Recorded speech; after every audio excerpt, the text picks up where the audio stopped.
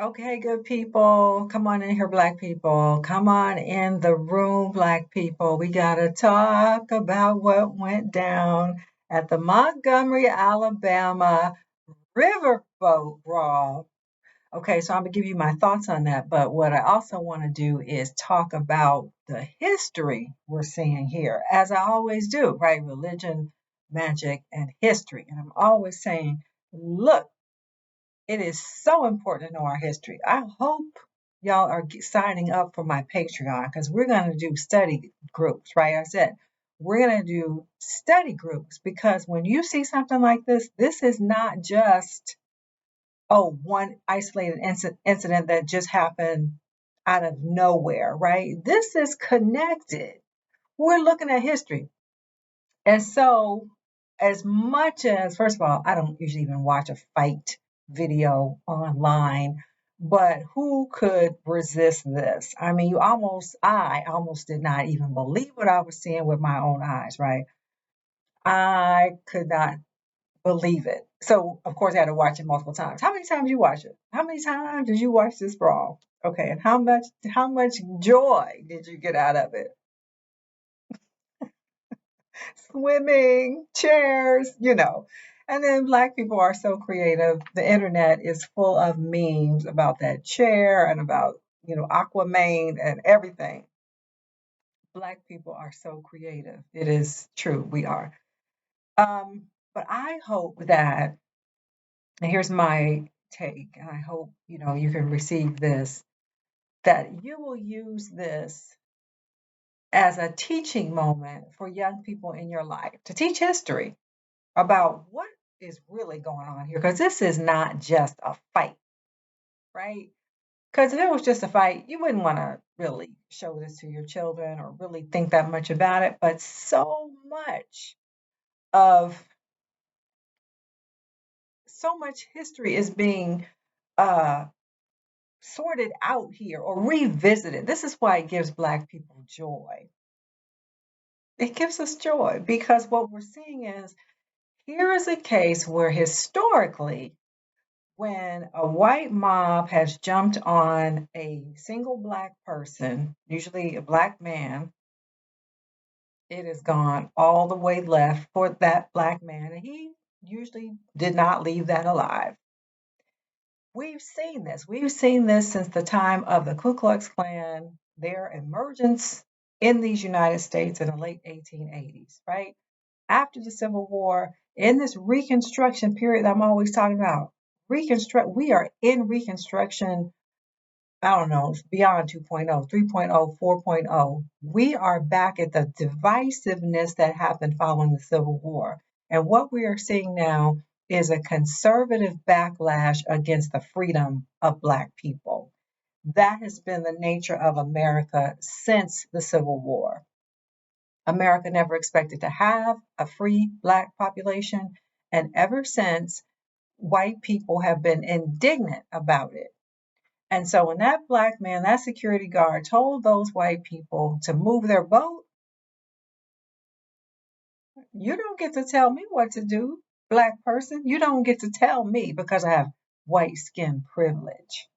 You don't get to tell me I don't have to answer to you. Know your place, right? So then they decided to do what historically has been done, which is we're going to get one.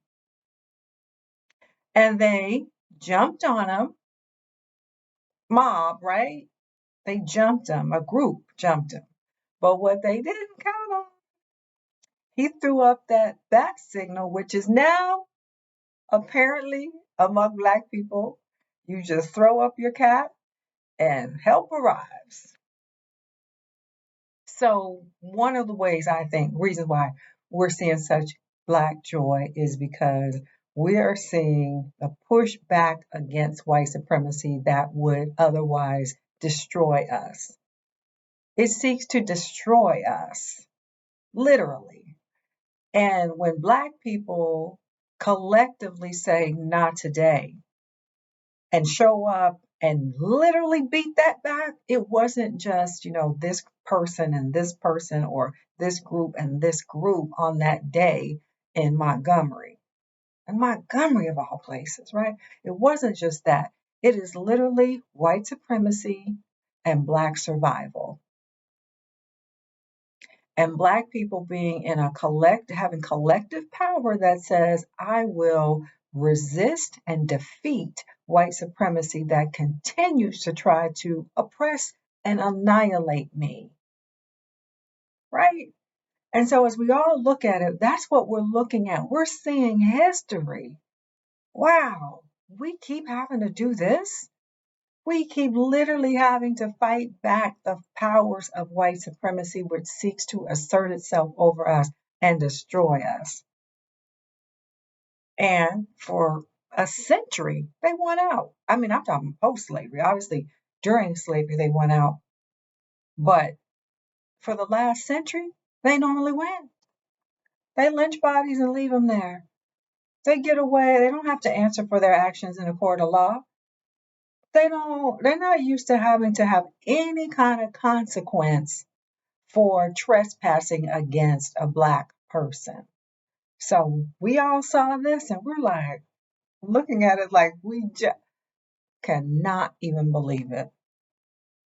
Okay, so I'm just saying to you, I would hope that you could also take this as an opportunity to talk about history with the young people in your lives or whoever else in your community, because, this is a historic city.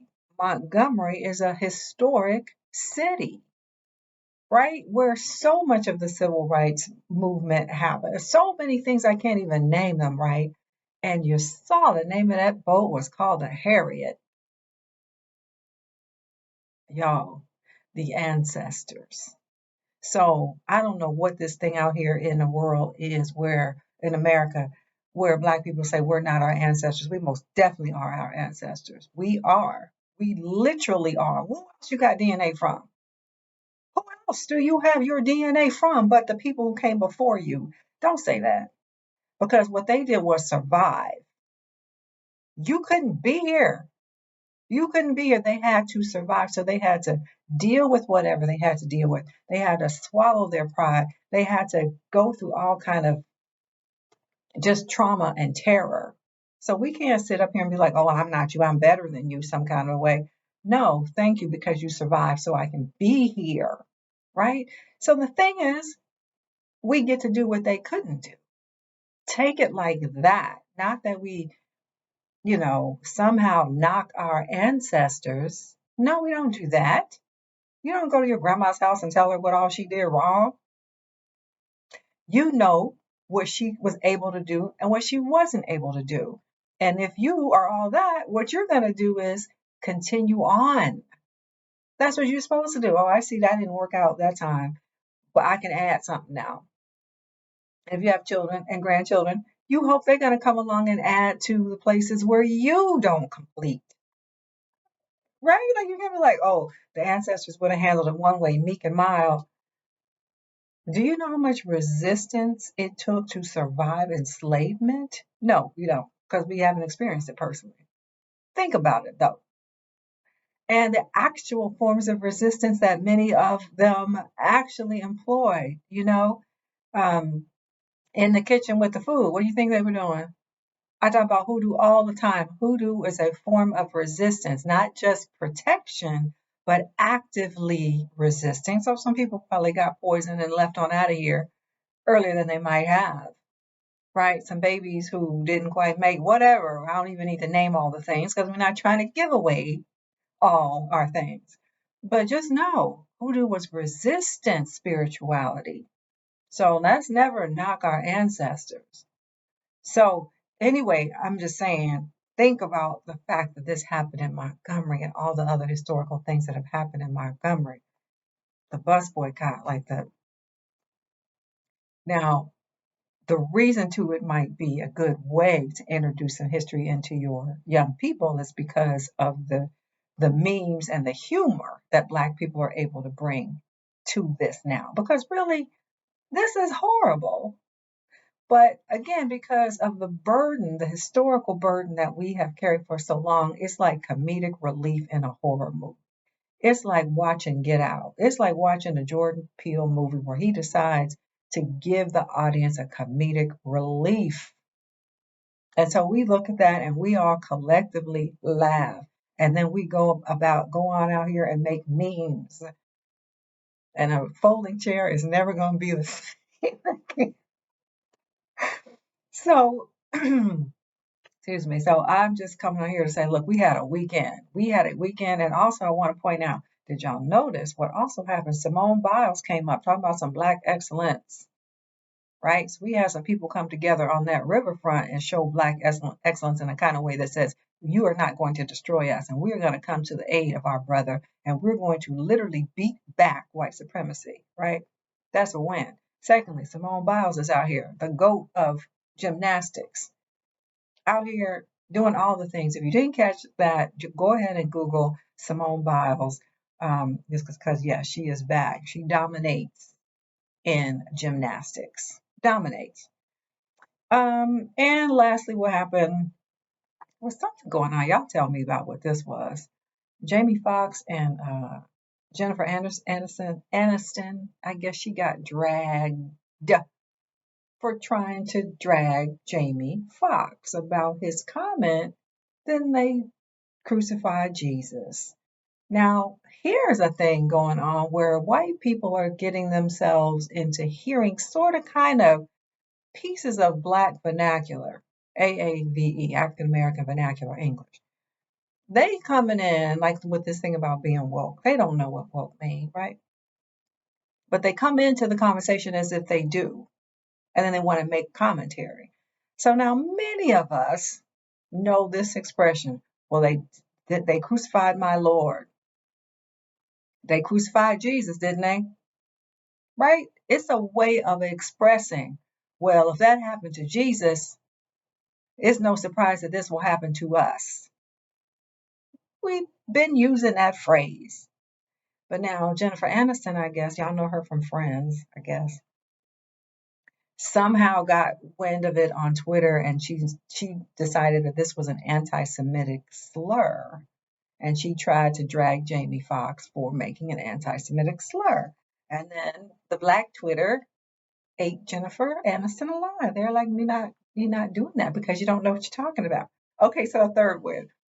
And I didn't follow that story too deeply. So, if you did, you can put things in the comments if you want to. But I'm just noticing, especially this weekend, for whatever was in the water this past weekend, Black people collectively rose to a level of not only self-preservation, but excellence. We rose to a level that said, this is what we're doing. We already know what's out here. Crucified Jesus, didn't they? We already know what's out here, but we're going to do what we need to do to not only survive, but thrive. And nobody else can't ready to throw me under anybody's bus either. I'm here to not only survive, but thrive. You better join me on Patreon because we're going to do deep dives like this. Join me on Patreon. If you've made it this far, of course, I want to hear from you. Put long haul in the comments and look for that Patreon. I can't start without you. Don't have me over there making content and you're not there. We're going to have a study group on Patreon. So I reopened my account over there, my membership. So I'll expect to see you. All right. Bye for now.